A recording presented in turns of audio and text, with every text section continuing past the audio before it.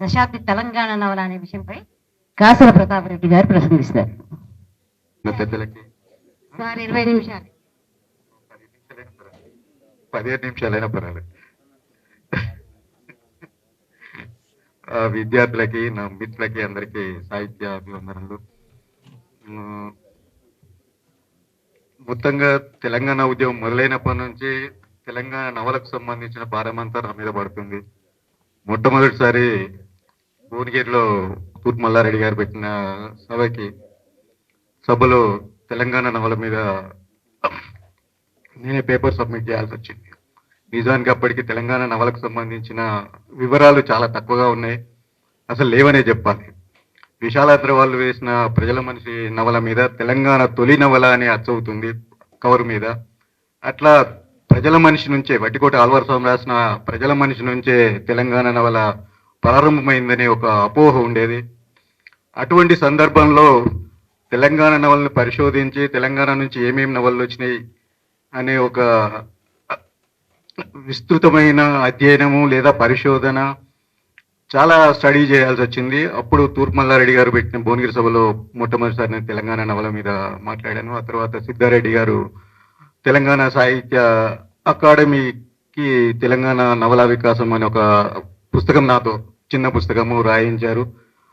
ఆ తర్వాత దాని పొడిగింపు ఈ దశాబ్ది నవల అనేది. అంటే ఈ దశాబ్ది నవలను నేను ఎట్లా తీసుకుంటున్నానంటే 2014 తెలంగాణ రాష్ట్రం ఏర్పడిన తర్వాత తెలంగాణ నుంచి వచ్చిన నవలలు ఏంటి అనేది. మేడం ముందు తెలుగు నవల అన్నారు. తెలుగు నవల అంటే నేను చచ్చిపోయినవాడిని, తెలంగాణ నవలకే పరిమితం.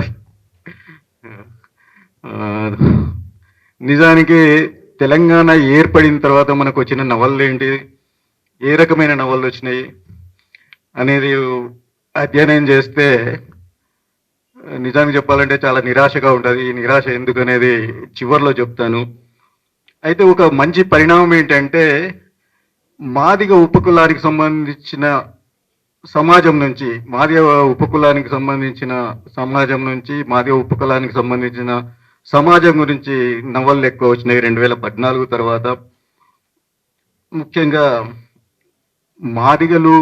మాదిగ రచయితలు రాసిన నవళ్ళు ఉన్నాయి, మాదిగేతరులు మాదిగల మీద రాసిన నవళ్ళు కూడా ఉన్నాయి. అయితే రాష్ట్రం ఏర్పడిన తర్వాత సీనియర్ రచయితలు నవళ్ళు రాస్తున్నారు. పీచందు లాంటి వాళ్ళు ఇక్కడే ఉన్నారు. పీచందు, కాలువ మల్లయ్య గారు, ఇంకా చాలా మంది సీనియర్ రచయితలు నవళ్ళు రాస్తున్నారు. కొత్త వాళ్ళు కూడా వచ్చారు. కొత్త వాళ్ళు కూడా నవల రచయితలుగా ముందుకు వచ్చారు. నిజానికి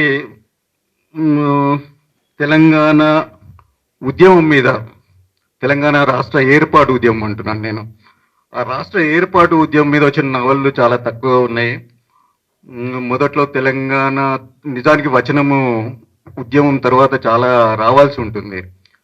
వచన ప్రక్రియ ఎప్పుడు, వచన సృజనాత్మక రచనలు ఎప్పుడు ఉద్యమాలు ముగిసిన తర్వాతనో లేకపోతే ఒక దశ దాటిన తర్వాతనో వస్తుంటాయి. కానీ మనకు తెలంగాణ రాష్ట్ర ఏర్పాటు ఉద్యమము తర్వాత వచ్చిన తెలంగాణ రాష్ట్ర ఏర్పాటు ఉద్యమం గురించి వచ్చిన నవలు చాలా తక్కువగా ఉన్నాయి. ఒకటి పెద్దింటి అశోక్ కుమార్ రాసిన లాంగ్ మార్చు, రెండోది నర్రా ప్రవీణ్ రెడ్డి రాసిన పొత్తి, తర్వాత నేను సైతం అని వేముగంటి సుక్తిమతి కొత్త రచయిత్రి, తెలంగాణకు సంబంధించి వరంగల్కి సంబంధించిన వేముగంటి సుక్తిమతి నేను సైతం అని ఒక తెలంగాణ ఉద్యమం గురించి నవల రాశారు. తర్వాత ఈ మాదిగ రచనల గురించి చెప్తూ వస్తున్నాము. వీళ్ళలో తాళ్ళపాక యాకమ్మ,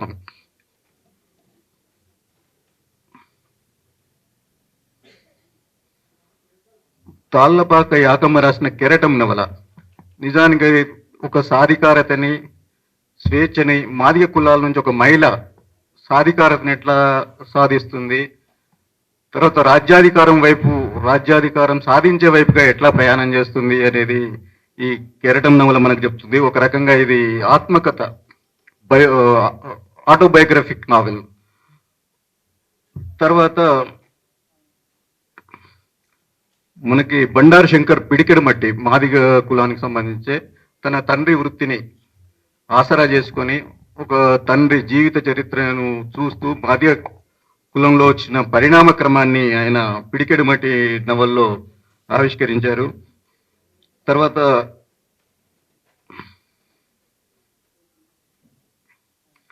పులికొండ సుబ్బాచారి మాదిగ కొలుపు అనే నవల రాశారు.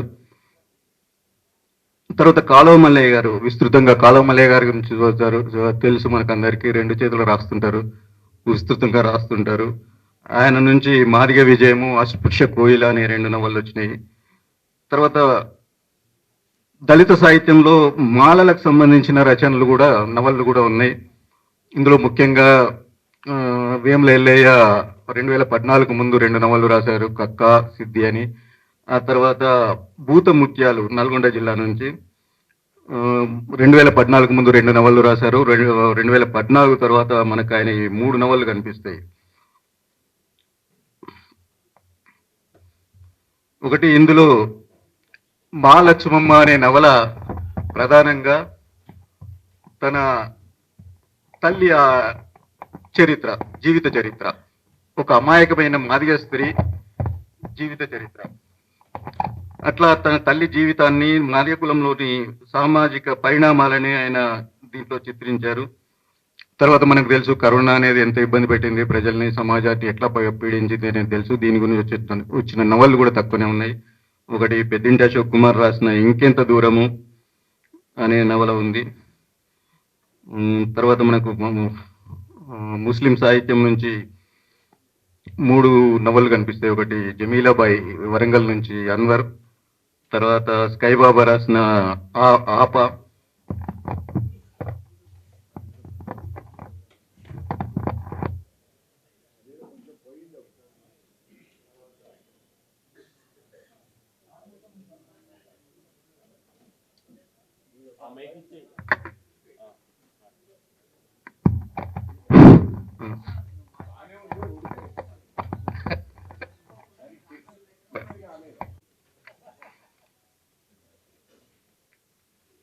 తర్వాత కాళమల్లయ్య రాసినవే, అంటే మామూలు ఇతర వస్తువు తీసుకొని ఇతర సామాజిక పరిణామాలను చిత్రిస్తూ మెతుకు పుస్తకం అని వచ్చింది. ఇది రామగుండం ఫెర్టిలైజర్ ఫ్యాక్టరీకి సంబంధించిన నవల. అంటే రామగుండం ఫెర్టిలైజర్ కంపెనీ ప్రారంభమై అది మూతపడే వరకు ఆ కార్మికుల జీవన విధానము, పరిస్థితులు, వీటిని చిత్రించిన నవల.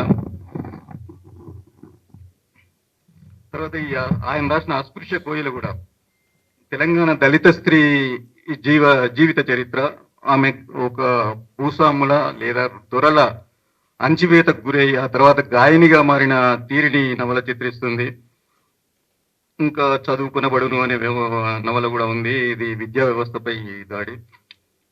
తర్వాత ఇంతకుముందే చెప్పాను నేను, యాకమ్మ కెరటము, మల్లమ్మ కష్టపడి చదువుకొని ఉద్యోగం సంపాదించుకొని ఆ తర్వాత ఎన్నికలకి రాజకీయాల్లోకి దిగి సర్పంచ్గా ఎన్నిక కావడము, తర్వాత ఎమ్మెల్యేగా ఎన్నిక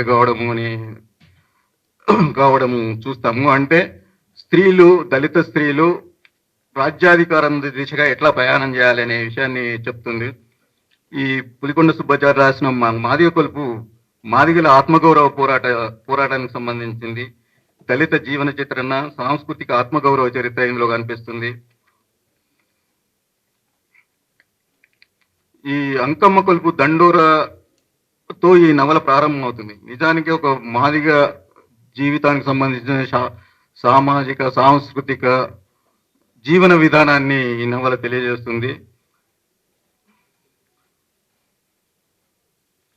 భూతం ముత్యాలు రాసిన మహాలక్ష్మమ్మ గురించి చెప్పాను. మొగలి అనే ఒక నవల రాశాడు. దీన్ని గుణాఢ్యుడు రాసిన బృహత్కథలోని మాల కుమారుడు వృత్తాంతాన్ని తీసుకొని ఈ నవల్ని భూతం ముత్యాలు రాశాడు. తర్వాత ఇగురం అనేది తర్వాత సమాజంలో అట్టడుగున ఉన్న బ్యాగరి కులానికి సంబంధించిన జీవిత చిత్రణ చేస్తుంది భూతం ముత్యాలు రాసిన ఇగురము. తర్వాత కొత్తగా వచ్చిన రచయిత్రి కోట్ల వనజాత ఊరుగాని ఊరు అనే నవల. ఇది అంపశయ్య నవీన్ గారి అవార్డు తీసుకున్నది. ఈ అస్తిత్వ పోరాటాలకు సంబంధించిన నవలు వస్తున్న క్రమంలో ఈమె ఉన్న ఆస్తులను నిలబెట్టుకోవడమే కష్టమైన స్త్రీల జీవిత పోరాటాన్ని ఈ ఊరుగాని ఊరి నవల చిత్రిస్తుంది. తర్వాత మనకు వరంగల్కు సంబంధించిన మామిడాల శైలజ ఒక ప్రత్యేకమైన సబ్జెక్టు ఏంటంటే గతి తప్పిన ఋతువు అనే నవల పేరు. ఇది టర్నర్ సిండ్రోమ్ మీద రాసిన నవల. అంటే టర్నర్ సిండ్రోమ్ అని చాలా అరుదైన వ్యాధి. ప్రతి భారతదేశంలో ప్రతి 5,000 మందికి ఒకరిలో ఈ వ్యాధి వస్తుంది. అంటే స్త్రీలు జన్యు సంబంధమైన వ్యాధి. స్త్రీలు రజస్సులు కాకపోవడము, సంతాన ప్రాప్తికి అయోగ్యులు కావడము అనే దాని మీద ఈ నవల. అటువంటి వాళ్ళను సమాజం ఎట్లా చూస్తుంది, ఎట్లా చూడాలి, దానివల్ల వాళ్ళు ఆత్మన్యూనతకు గురి కావాల్సిన అవసరం లేదు అనే ఒక విస్తృతమైన నవల ఇది. సుబ్బాచారి రాసిందే దేవు తిరగబడితే అనే నవల ఇంకొకటి ఉంది. ఇట్లా మనకు తెలుసు పి చంద్ గారు మొదటి నుంచి చాలా నవలు రాస్తున్నారు సింగరేణి పోరాటానికి సంబంధించిన. ఆయన ఇటీవల ఒక నల్లమల అనే నవల రాశారు. తర్వాత సిరంశెట్టి కాంతారావు ఖమ్మం జిల్లాకు సంబంధించిన వాళ్ళు కూడా చాలా నవలు రాస్తున్నారు. ప్రభాకర్ జైని కూడా లాకర్ నంబర్ 369, నిఘా, కుట్ర నవలు రాశారు. పరవస్తు లోకేష్ సలాం హైదరాబాద్ రాసిన పరవస్తు లోకేశ్వర్ కల్లోల కళ్ళ కాలం అనేది రాశారు. తర్వాత మనకు తెలంగాణ ఎన్ఆర్ఐ వేణు నక్షత్రం శ్రీగీతం అనే నవలు రాశారు. అయితే ఇంకా నాకు దృష్టికి రాని ఇంకా కొన్ని నవళ్ళు ఉండొచ్చు, కానీ ముఖ్యంగా చెప్పదలుచుకున్నది ఏంటంటే తెలంగాణ రాష్ట్ర ఏర్పాటు ఉద్యమానికి సంబంధించిన నవళ్ళు విస్తృతంగా రాకపోవడము ఒక లోటు. తర్వాత తెలంగాణ నుంచి మధ్యతరగతి జీవితానికి సంబంధించిన నవళ్ళు రాకపోవడం, అంటే తెలంగాణ ఏర్పడిన తర్వాత సంభవించిన పరిణామాల మీద నవలు రాకపోవడం. తెలంగాణ రాష్ట్రం ఏర్పడిన తర్వాత సామాజిక జీవన విధానం చాలా మారింది. ఎన్ని పరిణామాలు రాజకీయంగా, ఆర్థికంగా, సామాజికంగా చాలా మార్పులు వచ్చినాయి. ఈ మార్పులను చిత్రించే విస్తృతమైన నవల. అంటే నిజానికి చెప్పాలంటే చాలా మంది కోపం రావచ్చు, కానీ తెలంగాణకు సంబంధించిన ఒక విస్తృతమైన నవల ఇంకా రాలేదు. మనకు మాలపల్లి లాంటి నవలను, అంటే దాని సిద్ధాంతాలు ఎట్లా ఉన్నాయి, రచయిత వైఖరి ఏంటి, రచయిత ఏ సిద్ధాంతానికి కట్టుబడి ఉన్నాడు అనే విషయాలను పక్కన పెడితే అంత విస్తృతంగా, అంటే ఒక అన్ని కోణాలను స్పృశిస్తూ వచ్చిన నవలు లేవు. తర్వాత మనకు మధ్యతరగతి జీవితానికి సంబంధించి అంపశయ్య, నవీన్ రాసిన 3 నవళ్ళ తర్వాత ఆ పాయ విస్తరించలేదు. మనకి ఇంత పెద్ద హైదరాబాద్ నగరం, ఇంత పెద్ద నగరం ఉండి కూడా మనకి ఈ పాయ మధ్యతరగతి జీవితానికి సంబంధించిన ఒక పాయ విస్తరించకపోవడం వల్ల మనకు గోపీచంద్ రాసిన నవల లాంటివి కానీ, బుచ్చిబాబు రాసిన చివరికి మిగిలేది లాంటి నవల కానీ రాలేదు. అయితే ఈ తెలంగాణ సామాజిక పరిణామాల నేపథ్యంలో రాష్ట్రం ఏర్పడిన తర్వాత రావాల్సిన సామాజిక, ఆర్థిక చాలా విస్తృతమైన నవలు 4, 5, 6 లేక ఎన్నైనా రావచ్చు. తర్వాత తెలంగాణ ఉద్యమంలో పాల్గొన్న చాలా మంది మేధావులు, రచయితలు వీళ్ళందరూ తమ ఆత్మచరిత్రల్ని నవల రూపంలో రాయాలని కూడా నేను మొదటి నుంచి ప్రతిపాదిస్తున్నాను. ఎందుకంటే ఉస్మానియా విశ్వవిద్యాలయంలో జరిగిన పోరాటాలు కానీ, ఆ తర్వాత తెలంగాణ రాష్ట్ర ఉద్యమం కానీ, దీనికి సంబంధించిన ఉస్మానియా విశ్వవిద్యాలయంలోని పోరాటాల నేపథ్యానికి, తర్వాత మన తెలంగాణ రాష్ట్ర ఏర్పాటు ఉద్యమానికి మధ్యన ఒక లంకె ఉంది, ఒక కనెక్షన్ ఉంది. దాన్ని చిత్రిస్తూ విస్తృతమైన నవలు రాయడానికి మనకు తెలంగాణలో ఎంతో అవకాశం ఉంది. ఆ ఖాళీని పూరిస్తే తెలంగాణ నవల చాలా విస్తృతంగా ముందుకు సాగుతుందని నేను భావిస్తున్నాను. నాకు ఈ అవకాశం ఇచ్చిన తెలుగు ఉస్మానియా విశ్వవిద్యాలయం తెలుగు శాఖకి, తర్వాత తెలుగు లిటరీ కాంగ్రెస్కి మీ అందరికీ ధన్యవాదాలు తెలుపుతూ ముగిస్తున్నాను. Thank you.